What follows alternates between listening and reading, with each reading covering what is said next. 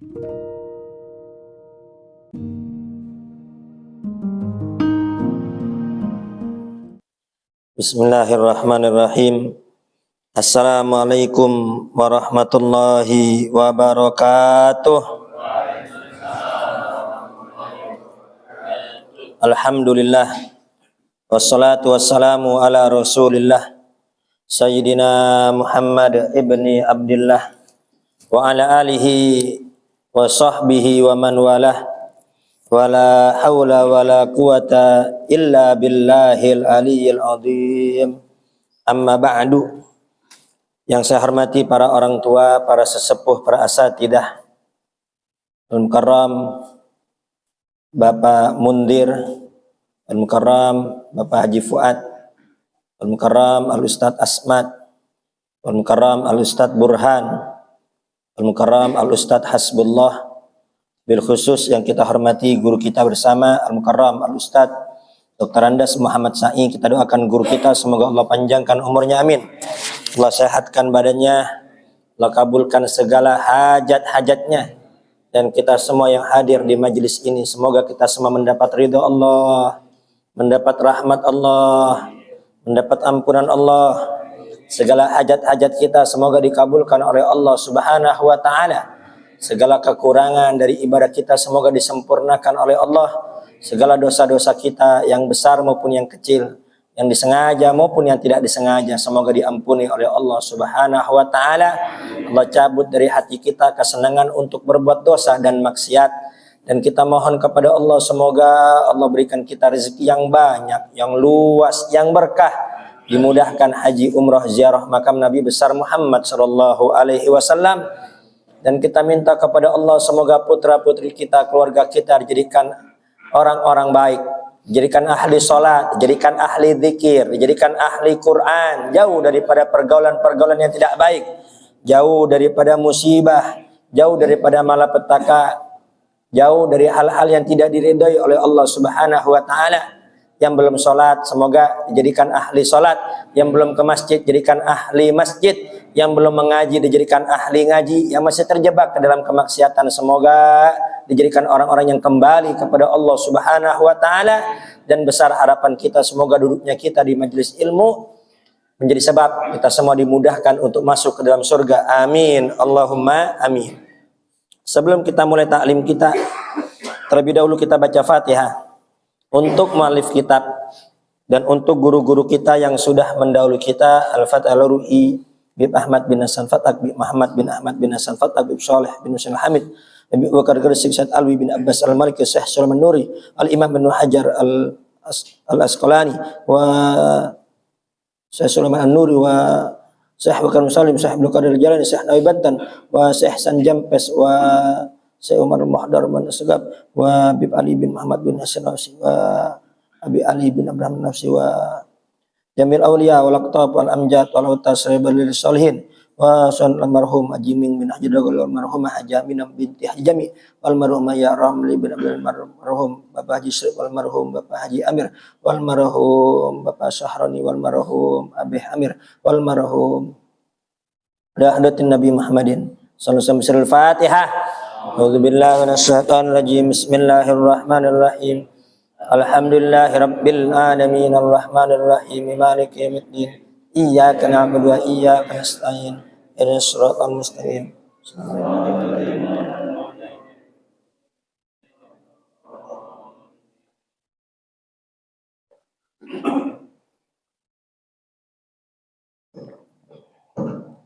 Bismillahirrahmanirrahim.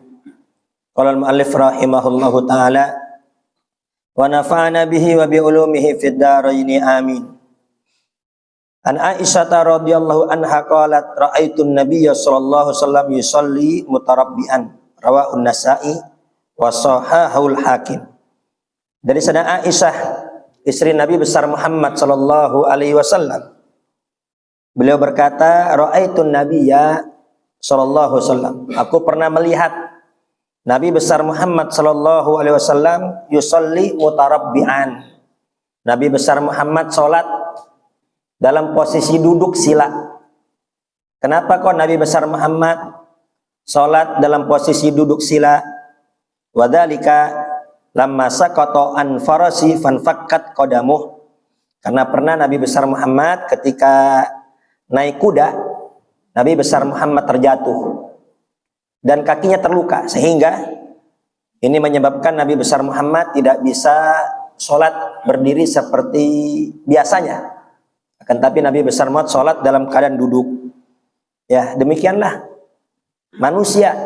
Yang namanya manusia itu rentan musibah. Yang namanya manusia rentan cobaan. Yang namanya manusia itu rentan ujian. Kalau cobaan musibah udah datang, kita nggak bisa apa-apa. Ya, sebagaimana hal ini juga terjadi kepada Nabi besar Muhammad Shallallahu Alaihi Wasallam. Nabi besar Muhammad manusia yang paling agung, manusia yang paling mulia, manusia yang paling hebat, manusia yang maksum terjaga dari dosa, nggak lepas dari ujian, nggak lepas dari musibah, nggak lepas dari cobaan. Ya, jadi sadari bahwasanya kita nih hamba yang lemah, hamba yang doif, yang kuat hanya Allah, yang hebat hanya Allah, yang maha perkasa hanya Allah. Maka jangan macam-macam berani ngelanggar perintah Allah. Ya, karena kalau Allah udah nakdirin sakit, kita nggak bisa apa-apa. Kalau udah nakdirin kena bencana, kita juga nggak bisa menolak. Ya, kita udah hati-hati jalan, orang nggak hati-hati. Ya, maka dari itu di sini memberi pelajaran kepada kita semua. Idza ahabballahu qauman ibtalahum. Allah kalau cinta sama satu kaum, maka kaum tersebut akan diuji, akan dicoba oleh Allah Subhanahu wa ta'ala. Justru kalau orang nggak pernah sakit, orang nggak pernah dapat ujian, ya itu bukannya dicintai Allah. Ya, itu bisa jadi dibenci sama Allah Subhanahu wa ta'ala. Itu pernah Nabi besar Muhammad ingin menikahi seorang wanita. Kemudian ini orang tuanya berkata, ini anak saya hebat, gak pernah sakit. Anak saya hebat, gak pernah sakit, gak jadi. Itu tadinya mau dilamar sama Nabi, gak jadi. Kenapa? Karena orang kalau gak pernah sakit, berarti apa? Gak dicintai oleh Allah. Lihat Firaun, ya karena kan gak pernah sakit, ya jangankan sakit berat, pilek aja gak pernah. Pilek kagak pernah, batuk juga kagak pernah. Jadi apa? Akhirnya apa? Merasa menjadi Tuhan. Na'udzubillah min dzalik. Maka di sini menjadi dalil juga bahwasanya Nabi kita Muhammad Shallallahu Alaihi Wasallam dan para nabi yang lainnya itu nggak lepas dari ujian dan musibah. Ini ada seorang kiai, ya, ini kiai alim, akan tapi kalau sudah terpleset, ini keplesetnya parah. Ya, di YouTube banyak itu dia. Cuman belakangan ini dikarenakan sudah banyak keplesetnya dan keplesetnya parah, ini sudah mulai tidak seramai dahulu. Ya, dia mengatakan itu riwayat Nabi besar Muhammad perang Uhud, giginya patah, kemudian kepalanya bocor, bercucuran darah. Ini mustahil kata dia. Ini riwayat nggak masuk akal. Ini nggak pas menurut logika, nggak pas menurut perasaan. Nah, semenjak kapan dalil agama pakai perasaan? Padahal ini riwayat Sahih Bukhari dan tertulis dalam kitab-kitab sejarah. Ketika perang Uhud, Nabi besar Muhammad itu terluka, giginya patah, ya, kepala bocor, dan ini tidak mengurangi derajat Nabi besar Muhammad Sallallahu Alaihi Wasallam. Ya, baik. Hadis riwayat Nasa'i disahihkan oleh Imam Hakim. Al-ma'na al-ijmali, makna secara global. Al-qiyamu fi salatil fardhi ruknun lil qadir alaih. Berdiri dalam salat fardu itu hukumnya wajib bagi yang mampu. Jadi salat wajib itu kudu berdiri. Salat subuh, salat duhur, salat asar, salat maghrib, salat isya itu wajib berdiri. Ya. Amal maridu alladzi la qudrata lahu al-qiyami fayusolli qaidan kaifama amkanahu. Adapun bagi yang sakit, semoga kita semua sehat, amin. Yang sakit, yang nggak punya kekuatan untuk berdiri, maka sholat dalam keadaan duduk sebisanya. Jadi bebas, mau duduk yang bagaimanapun bebas, sebisanya dia. Mau duduk di bawah boleh, ya duduk tahiyat awal boleh, duduk tahiyat akhir boleh, duduk sila boleh, selonjor juga boleh, bahkan duduk di atas bangku juga boleh. Jadi ya, yang sakit nggak bisa berdiri boleh duduk. Tapi gerakan yang bisa dikerjakan tetap dikerjakan. Ruku bisa, berarti tetap ruku. Sujud bisa, berarti tetap sujud dalam keadaan normal. Tapi kalau nggak bisa ruku, nggak bisa sujud juga, ini saya nggak bisa berdirinya, berdiri ke ruku nggak bisa. Ya sudah, berarti apa, rukunya tinggal menundukkan badan. Ya, nanti sujudnya lebih rendah dibanding rukunya. Tapi kalau bisa sujud ke bawah, tetap sujud ke bawah. Jadi sebagai catatan, gerakan yang dia bisa tetap dikerjakan seperti biasa. Ya, kalau dia duduk di atas bangku, ya, tapi kalau ruku bisa dia ruku. Kenapa? Karena nggak begitu lama. Maka dia wajib berdiri kemudian ruku. Ya, nanti sami Allahu liman hamidah dia duduk lagi, itu tidak mengapa. Tapi kalau nggak bisa ruku secara normal, ya dia baru menundukkan badannya. Bisa sujud ke bawah, sujud ke bawah. Nggak bisa, berarti apa? Lebih rendah dibanding rukuknya. Kira-kira jelas apa tidak nih? Ya, jadi nggak bisa berdiri, duduk sebisanya, senyamannya. Jadi orang sakit kan nggak nyaman. Jadi jangan dipaksain, duduk yang enak pokoknya, duduk yang sekiranya enak. Karena kalau nggak enak nahan sakit, ya boro-boro mau khusyuk. Ya, yang ada pengen cepat-cepat kelar, tidak menikmati sholat. Ya, ini sebagai pelajaran bagi kita semua, bahwasanya manusia itu nggak selamanya sehat. Kadang-kadang sakit dan hidup sementara ini, dan hidup di dunia ini sementara. Ya, kita juga bakal kembali kepada Allah Subhanahu wa ta'ala. Maka itu mumpung sehat, banyakin ibadah.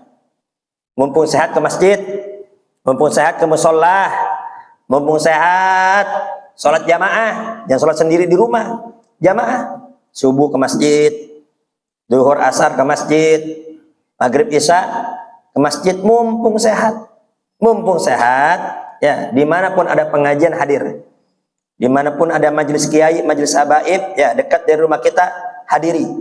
Mumpung sehat, silaturahim, jangan musuhan, keliling tuh paman bibi yang belum disamperin, ya bermaaf-maafan. Mumpung masih sehat, karena Nabi besar Muhammad bersabda, ni'matani maghbunun fihima katsirun minan nas, as-sihhatu wal faragh. Ada dua nikmat yang banyak diabaikan oleh manusia. Nikmat apa itu? As-sihha wal faragh. Nikmat sehat dan nikmat waktu kosong. Ya, maka dari itu, ya, waktu luang itu harus disempetin. Ya, sempetin untuk sholat, sempetin ke masjid, sempetin ngaji, sempetin silaturahim. Ya, jadi luangin waktu. Jangan ntar nunggu waktu kosong, ya, ntar nunggu waktu luang lah. Kalau nggak kita luangin, kalau nggak kita sempetin, ya nggak sempet kebuang sia-sia. Jadi sempetin waktu, luangin waktu, ya, mumpung masih sehat, mumpung masih segar. Shallu ala Muhammad. Wa hadza min samahatil Islam. Ini termasuk dari kemudahan Islam. Nggak bisa berdiri duduk, nggak bisa duduk tiduran, ya. Jadi gampang, nggak ada ceritanya orang nggak bisa sholat. Semua orang bisa sholat. Yang nggak bisa sholat cuman orang malas aja. Kecuali udah mati baru nggak wajib sholat. Wa taysirul ahkami, dan kemudahan di dalam syariat. Wa ajrul qaidil al-alili ka ajril qaimil qadir. Dan pahala orang yang sakit sholat dalam keadaan duduk, pahalanya sama seperti orang yang sehat. Dikarenakan dia sakit, dia duduk, tetap pahala sama dengan orang yang sehat. Kenapa? Karena kalau dia sehat pasti berdiri. Ya. Allah Subhanahu wa ta'ala berfirman dalam Al-Qur'an, laqad khalaqnal insana fi ahsani taqwim. Tsumma radadnahu asfala safilin illal ladzina amanu wa amilus sholihat. Itu manusia sehat segar. Nanti akan tiba waktu dia sakit. Kalau udah sakit nggak bisa berbuat apa-apa. Tapi kabar gembira bagi orang-orang yang beriman dan beramal soleh. Ya, kalau dia beriman, dia beramal soleh, selama sehatnya istiqomah ke masjid, istiqomah sholat jamaah, istiqomah mengaji, istiqomah silaturahim. Ya, ada selamatan di sini hadir, ada pengajian di sini hadir. Tiba-tiba sakit, dia nggak bisa ke masjid. Tiba-tiba sakit, dia nggak bisa sholat jamaah. Tiba-tiba sakit, dia nggak bisa hadir pengajian. Tetap pahalanya sama seperti orang yang sehat. Semoga yang sakit diangkat penyakitnya oleh Allah. Tadi syaratnya amanu wa amilus solihat. Semasa sehatnya rajin ibadah, rajin sholat, rajin ngaji. Ya, jangan udah setruk. Ya, udah setruk, udah miring-miring, baru mau ke masjid. Lah susah. Ya, jangan udah sakit, saya pengen ngaji ini, ya kagak bisa. Kemarin lagi sehat kemana aja? Ya, yang begini dapat pahala gak? Ya kagak. Ya, yang dapat pahala itu semasa sehatnya dia rutin istiqomah beramal soleh. Tiba-tiba pas sakit terhalang dari amal soleh, nggak bisa mengerjakan. Kan kalau dia sehat tetap ngerjain ya. Asal dia sehat pasti ke masjid. Asal dia sehat pasti ngaji. Asal dia sehat pasti berbuat baik. Tiba-tiba sakit nggak bisa apa-apa, tetap dapat pahala dari Allah Subhanahu wa ta'ala meskipun dia di rumah. Ya. Tapi kalau semasa sehatnya dia nyanyain waktu, nggak pernah luangin waktu, nggak pernah nyempetin waktu, ya sibuk-sibuk. Wah, bukannya sibuk, ente nggak mau luangin waktu. Ya, nggak pernah nyempetin waktu, tiba-tiba sakit, ya yang seperti ini nggak dapat pahala jamaah, nggak bisa dapat pahala ngaji. Ya, cuman kepengenan doang, pengen ngaji nih, pengen ke masjid nih, lah kagak bisa, udah sakit. Ya, mumpung sehat, ayo ya kita banyakin ibadah kepada Allah Subhanahu wa ta'ala. Karena kalau udah sakit kita terhalang dari ibadah. Ya, ibadah nggak bakal enak kalau udah sakit. Ya, jangankan ibadah, tidur aja kagak enak, betul nggak? Iya, udah sakit tidur nggak enak. Nah, jadi nikmatnya ibadah itu ada ketika kita sehat nih, ketika sehat begini ya ibadah. Ya. Hadir di majelis ilmu. Ya. Wal aslu fil qiyami, yang mana asal wajib sholat berdiri adalah firman Allah wa qumu lillahi qanitin. Ya, sholatlah berdiri. Ya, sholat berdiri. Ini bagi yang mampu. Wa amman naflu, adapun sholat sunnah, qabliyah, ba'diyah, duha, tahajud, witir, hajat, istikharah, tasbih, fala yajibu fihil qiyam, enggak wajib berdiri. Sholat sunnah kagak wajib berdiri. Wa innama huwal afdalu, ya cuman yang afdal memang berdiri, enggak bisa berdiri duduk. Ya. Jadi selama sehat sholat berdiri. Qabliyah, ba'diyah, ya lagi pegel, lagi capek, lagi lesu, duduk boleh, tapi pahala separuh dari berdiri. Ya. Di jalan sholat duha, ya di jalan waktu duha, ya di atas mobil, ya kita di jalan, di tol nih mobil, masih di tol, nggak berhenti, tiba waktu duha, sholat duha, ya duduk nggak apa-apa. Kalau sholat sunnah duduk boleh, jangan ditinggalin tuh. Kenapa kok sholat sunnah itu boleh duduk? Untuk menjaga keistiqomahan. Jadi biar kita bisa tetap istiqomah tuh duha. Ya, jadi sholat aja di bangku tuh. Ya, sholat di bangku, ya udah kiblatnya ngikutin jalan. Sholat dalam keadaan duduk, boleh. Kalau sholat sunnah duha, sholat sunnah qabliyah, sholat sunnah ba'diyah, sholat sunnah tahajud, mudik misalnya di malam hari, ya mudik malam hari sholat tahajud, ya sambil di jalan untuk menjaga keistiqomahan. Tapi kalau sholat fardu wajib berdiri. Ya, adapun sholat di mobil itu hanya untuk lihurmatil waqti, untuk menghormati waktu. Karena waktu sholat tiba, maka sih kita sholat. Tapi nanti nyampe darat, ya diulang lagi sholatnya. Kenapa? Karena nggak sempurna tadi. Karena sholat wajib itu kudu berdiri. Sedangkan di kereta, sedangkan di bis, sedangkan di mobil kita nggak bisa sholat secara sempurna. Ya, fikul hadis. Belajar apa dapat kita ambil dari hadis ini? Ya, Yang pertama, betapa pentingnya sholat 5 waktu. Jadi dalam keadaan apapun nggak boleh kita tinggal, baik sehat maupun sakit, baik musafir bepergian maupun tidak bepergian. Ya, yang namanya sholat jangan pernah ditinggal. Ya, ingetin tuh anak-anak kita, kontrol anak-anak kita. Kita jangan asik sholat sendirian, jangan asik ibadah sendirian. Kontrol anak-anak kita, jangan sampai ada di antara mereka yang meninggalkan sholat 5 waktu. Man taraka fardhan wahidan kutiba ismuhu ala babin nar. Barang siapa yang meninggalkan satu aja sholat fardu, ya, zuhur ditinggal, asar ditinggal. Kenapa? Nikahin anak, nggak sholat. Nah, itu nggak ada aturannya tuh. Ya, ini sibuk, kenapa? Lagi hajatan, nggak sholat. Jangan nggak sholat. Justru lagi hajatan, lagi punya hajat sama Allah, harus banyakin ibadah. Sholat sebentar, cuma 5 menit kok, nggak lama.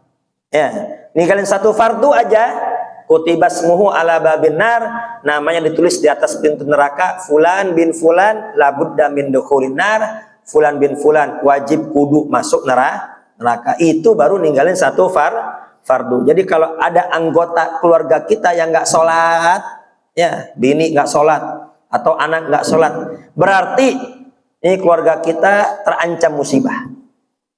Ya, terancam musibah. Kita nggak usah lihat, oh itu kasihan ya musibah longsor, itu kasihan musibah kebanjiran, itu kasihan musibah kecelakaan. Ya memang kita harus saling peduli, harus saling membantu, harus saling perhatian. Tapi jangan lupa, ini jangan-jangan rumah kita juga terancam musibah. Ya, kalau di rumah ada yang nggak sholat, berarti apa? Kita terancam musibah yang paling besar. Musibah apa? Masuk neraka. Ya, kebakaran, kebanjiran, kecelakaan, sakit sementara, susah sementara. Semoga kita semua dijauhkan dari itu semua.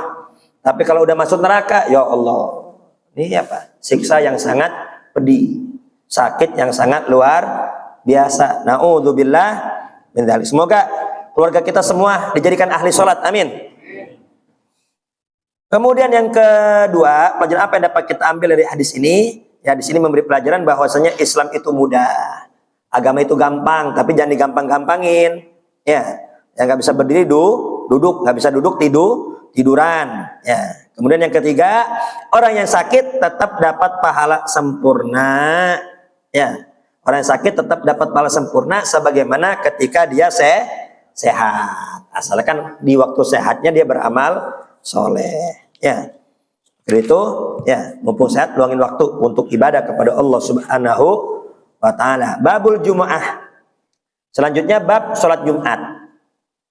An Abdullah bin Umar wa Abi Hurairah radhiyallahu annahuma sami'a Rasulullah sallallahu alaihi wasallam yaqul ala aqwadi min barih.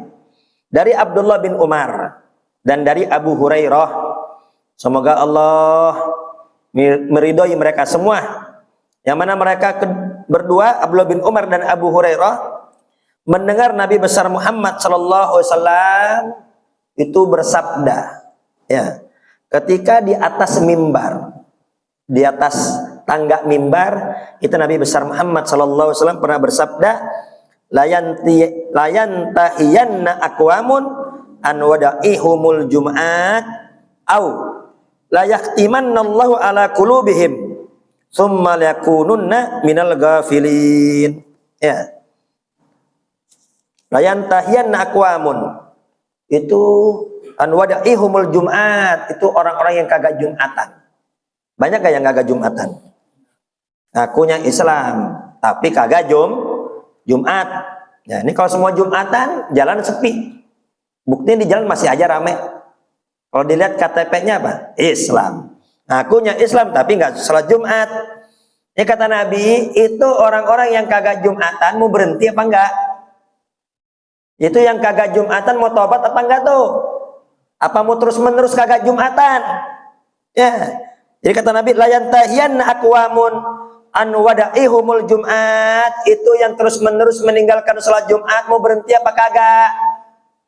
Kalau kagak berhenti, aw la yahtimannallahu ala qulubihim, atau nanti Allah stempel hatinya.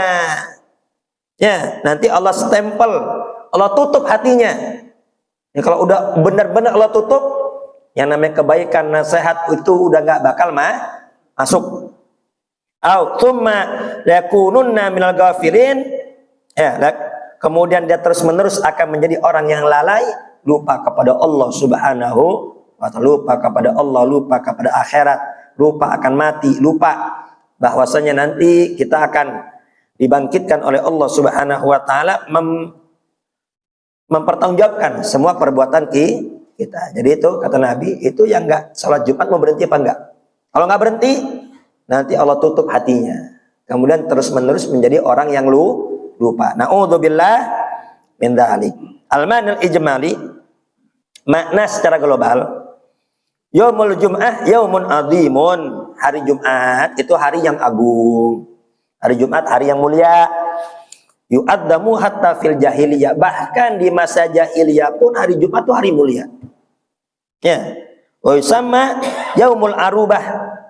Dinamakan hari arubah. Jadi semenjak jahiliyah itu hari Jumat itu udah hari yang mulia, hari agung. Wa fihi qala sallallahu alaihi wasallam, mengenai Jumat Nabi besar Muhammad pernah bersabda, khairu yaumin tala'at fihi syams yaumal jum'ah. Ya, sebaik-baiknya hari itu hari Jumat. Sebaik-baiknya hari Jumat. Yaumul jum'ah fihi khuliqa Adam. Ya. Kenapa kalau hari Jumat termasuk hari yang agung, hari mulia? Karena di hari itu Allah ciptakan Nabi Adam.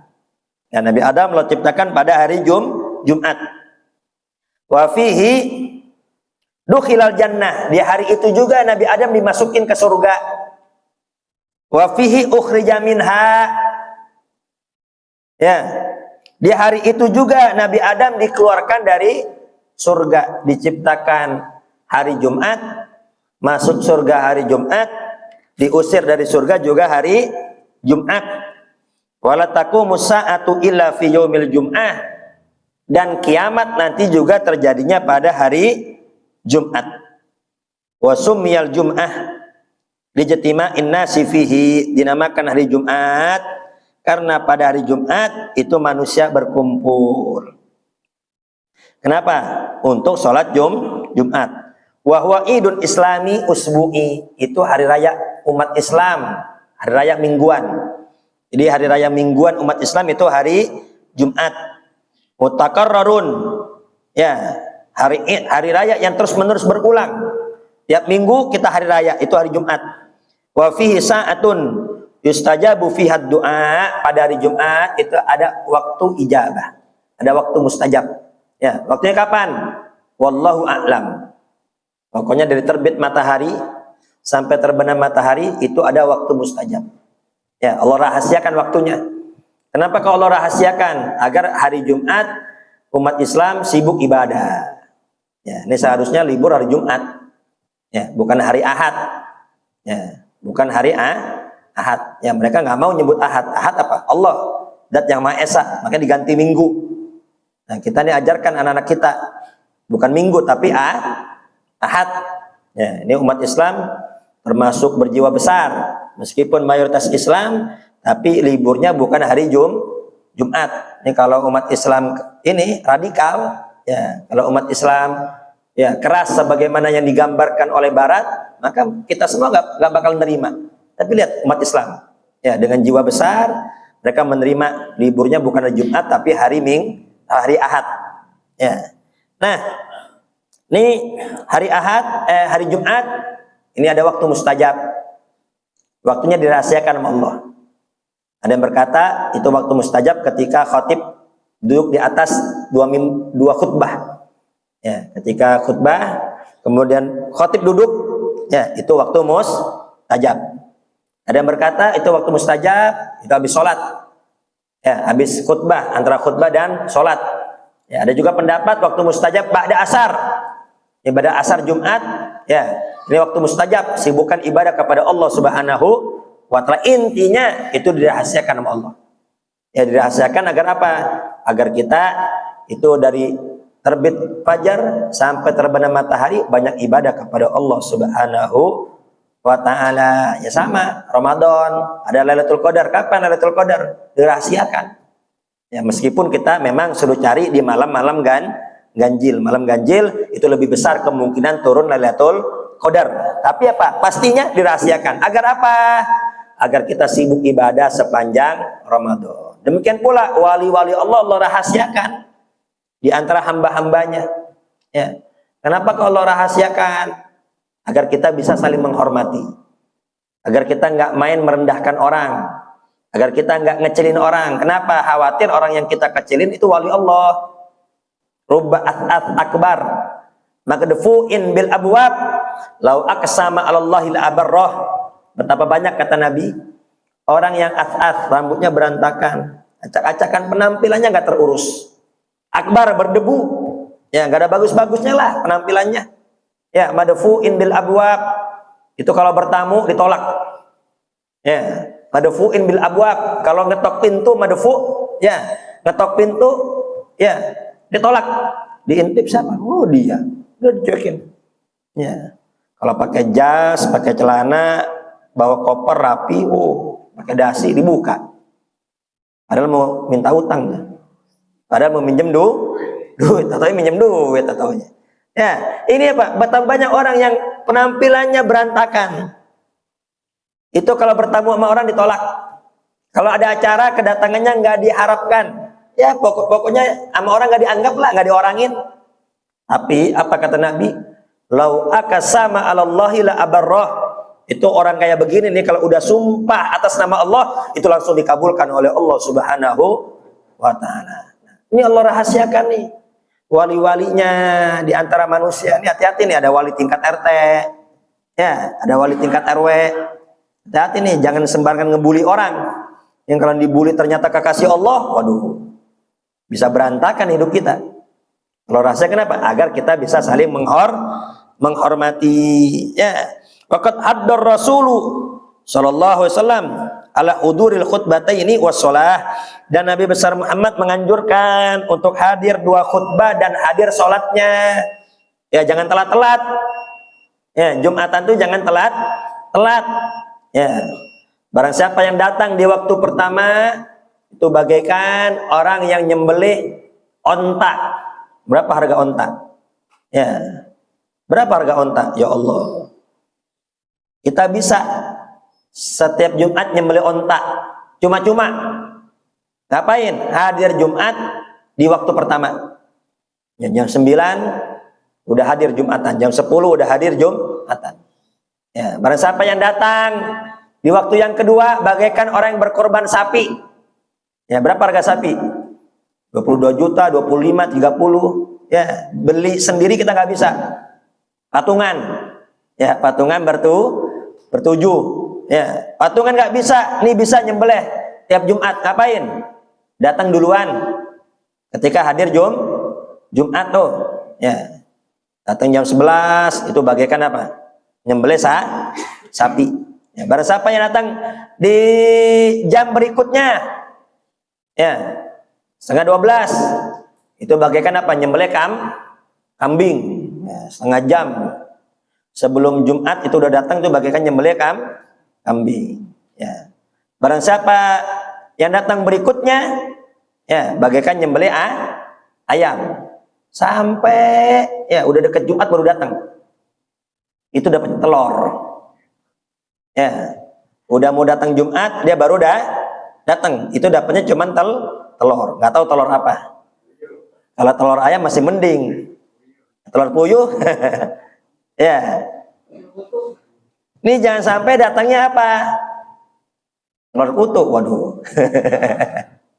Jangan sampai datangnya apa? Khotib udah naik ke atas mimbar dia baru datang. Yang begitu tuh apa? Cuman gugur Jumatan doang. Ya, kenapa? Itu malaikat memang di depan-depan pintu tuh. Apa nyatetin orang yang datang, fulan bin fulan, fulan bin fulan. Kalau khotib udah naik ke atas mimbar, itu malaikat nutup catatannya dia hadir Jumat dengerin khotib. Makanya khotib jangan sembarangan khutbahnya. Itu malaikat ikut dengerin itu. Ya, malaikat nggak punya dosa dengerin. Kita manusia yang banyak salah, banyak dosa main HP. Jangan main HP, dengerin khotib tuh lagi khutbah. Ya. Ini jangan sampai datang pas sholatnya saja. Itu datang udah sholatnya doang, ya Allah. Dapat apaan itu? Ya, udah menggugurkan kewajiban, datang cuman sholat, datang pas qomat, dah nih khotib cepet banget, bukan khotib cepet banget, lalu dari mana aja? Ya, jadi 2 khutbah itu gantinya 2 sholat, 2 khutbah itu gantinya 2 sholat, jangan diremehkan itu. Ya, jadi lihat waktu, ini Jumatan kan naik turun, ya, kadang cepet, kadang lambat. Ya, perhatikan waktu, jangan sampai kita telat-telat. Ya, wa hadzara minat tasahuli fi dzalik, dan Nabi besar Muhammad memperingatkan secara keras, awas, jangan ngeremehin Jumat. Kenapa? Ngeremehin Jumat itu menjadi sebab kehinaan, sebab celaka, sebab mendapat murka, wal khatmi alal qulub, dan menjadi sebab hatinya ditutup oleh Allah Subhanahu wa ta'ala. Kalau hati udah ditutup, ya, itu rahmat nggak masuk, anugerah Allah nggak masuk, keberkahan kagak masuk, bahkan nasihat pun kagak masuk. Ya, ini kita kalau mau dapat susu, mau dapat teh, ya siapin gelas harus kebuka. Ya, gelas kebuka, bersih gelasnya, nggak bocor, nggak retak, bisa diisi kopi, bisa diisi susu, bisa diisi air. Nah, ini apa? Ini gelas bukan kebuka gini, ketutup, kebalik gelasnya, gelas kebalik. Gimana mau diisi? Dia minta berkah, gelasnya ditutup, ya nggak masuk berkah. Dia minta rahmat, minta berkah, minta ampunan, minta anugerah, kagak dapat. Nasihat kagak masuk. Ya, mata ini alat untuk melihat kebenaran, telinga ini alat untuk mendengar kebaikan, ya, lisan ini alat untuk mencari tahu kebaikan. Ya, tapi kalau semua alat ini udah ditutup sama Allah, ini kira-kira masuk dari mana kebaikan? Ya, jangankan ustadz, jangankan kiai, Nabi sekalipun ngasih nasihat sama dia, kagak bakal masuk. Ayo Jumatan, emang dapat apaan Jumatan? Ya, diajak Jumatan dia nanya, emang Jumatan dapat apaan? Kan ini orang apa? Orang stres yang begini. Ya, yang dilihat sama dia harus yang jelas-jelas, dapat duit hadir, nggak dapat duit kagak. Ya, ini Isa berapa menit lagi? 4 menit. Ya, ini hati-hati nih, yang begini-begini ini udah ditutup hatinya sama Allah. Ya, ini pahala, kenapa kok nggak Allah kasih di dunia? Kenapa kok pahala nggak Allah kasih di dunia? Yang pertama, dunia ini nggak cukup untuk menampung pahala. Dunia ini nggak cukup untuk menampung pahala. Bayangkan, Nabi besar Muhammad bersabda, "Raka'atul fajri khairum minad dunya wa ma fiha." 2 rakaat fajar qobliyah subuh itu lebih mahal daripada dunia beserta isinya. Ini dunia sama isinya semua milik kita. Ya, orang kalau punya tanah seciliungup, yang lain ngontrak sama dia, kayak apa tuh kayaknya? Nah, kaya banget. Ini dunia sama isinya, tanahnya, minyaknya, emasnya, batu baranya punya dia. Ya, ini dunia sama isinya. Untuk imbalan orang yang sholat sunnah fajar nggak cukup, nggak ngejar.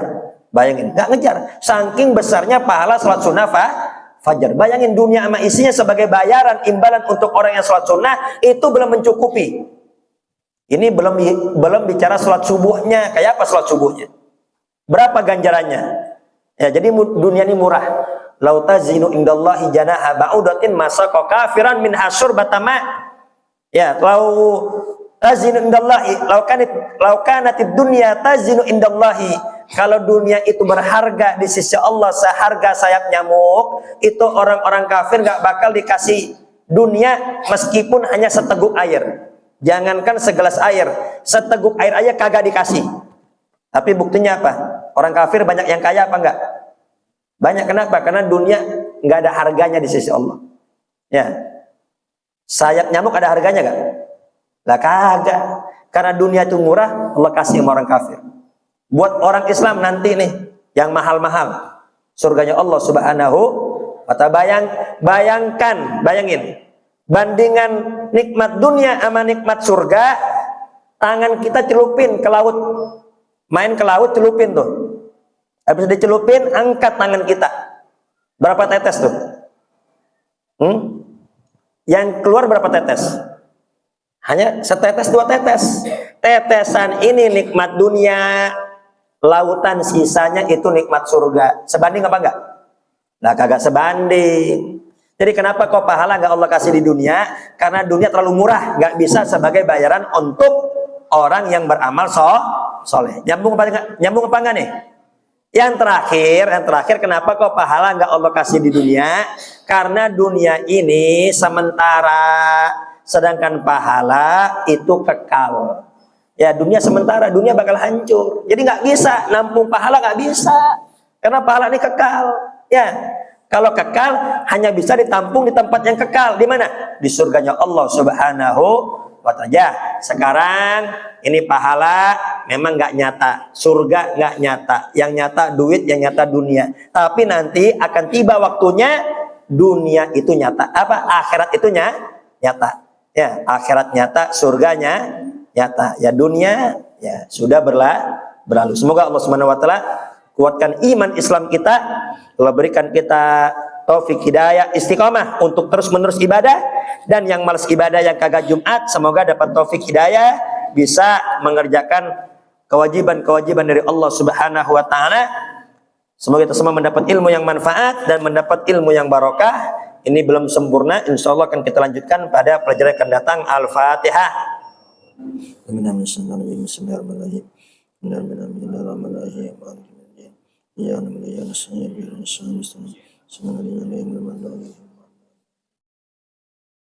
Kurang lebih saya mohon maaf. Akhirul kalam. Wassalamualaikum warahmatullahi wabarakatuh. Amin. Amin.